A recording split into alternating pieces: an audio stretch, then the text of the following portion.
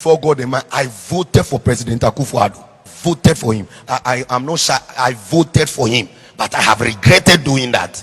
Because if you ask my mother, I fought them at home because he's a strong NDC. And I was tired of the corruption of President Mahama, because I saw some with my own eye in Dubai. And I came back very angry from a meeting. And I didn't want to hear anything NDC. I fought them at home. Ask my mother, she's here. I fought them. I said the new era that is coming is the era of Nana Akufo Addo. Onusubaya or their family. I'm sure my father will be turning in his grave because he's a strong NDC. We are tired. If you are not tired, me, I'm tired. Some people feel that, oh, as software, no, they don't have to put themselves in politics and all that. I was on President Kufuor's educational committee. I served on his committee. The committee that brought the 4-year term, I was the student representative on that committee. I have served for him. I was writing speeches for President Mills. So you are no more political than me. But look at the nonsense going on. When there was this cleansing of the banking system, and I was in the office, one office, when a man came and packed a Benz, very nice Benz, 73-year-old man. He had over 2 million in investments. He came there because he said he's been monitoring me, and someone had said that I was coming to the office that day, and he knows that because I'm a man of God, I can help in the situation. Obi and a man coupon and an auditor of fuel a man that has over 2 million in investment. He came kneeling down, 73-year-old man, kneeling down and begging for 500 Ghana cedis to go and buy medication. What kind of country is this? See, sometimes when we are in places where because so the few will benefit and then the masses will be suffering.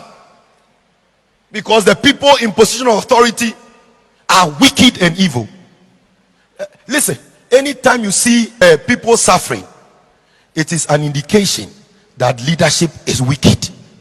It's as simple as that. Is it Proverbs 19:2? It says that when the wicked are in authority, the people suffer. Yeah.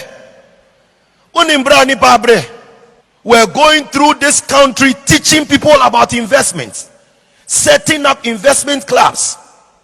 For the past 20 years, investments. IPACI, will organize people into 20 groups of 20. Now we go and invest. They go and put the money in bonds. Then somebody comes to tell you that he's going to use it for debt restructuring. And then you are happy because you are MPP. Yeah, you know you're MPP, but it is nonsense. Did you hear what the German ambassador said yesterday?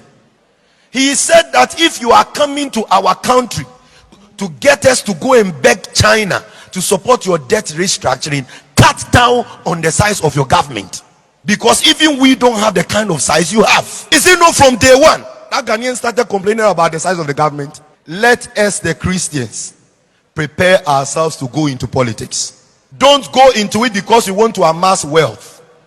Go into it because you want to bring change and take care of people. Have a big house. How many rooms do you sleep in?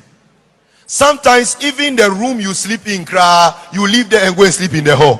We don't need so much, but it is called acquisitive greed. May God deliver us. May we be each other's keeper. I said the communion reminds us that we need to be united here, then we can make it to heaven. But if we are united, we will care for each other. The person who sponsored some of the books that Dr. Yaupebi printed on financial intelligence was our Minister of Finance. He was the one who was teaching us, lecturing us, helping us. He really helped us to understand what investment was. Reverend Mrs. Comfort Okran, who is on the board of Bank of Ghana, so was one of them. And all these people are strategically positioned. Whatever is fighting their Christianity, that is not allowing what we truly know about them. Because I'm telling you, these are very genuine people. They are very caring people. They are loving, they are genuine. I'm telling you, I know them. I can't bury the thing. It means that there is something there that must be broken. All supposed to be involved. And that is what we say. We are all involved. We are all involved. We are all involved in building a man. They are talking about a man, a Nigerian, who left over 75 billion in the coffers as a governor.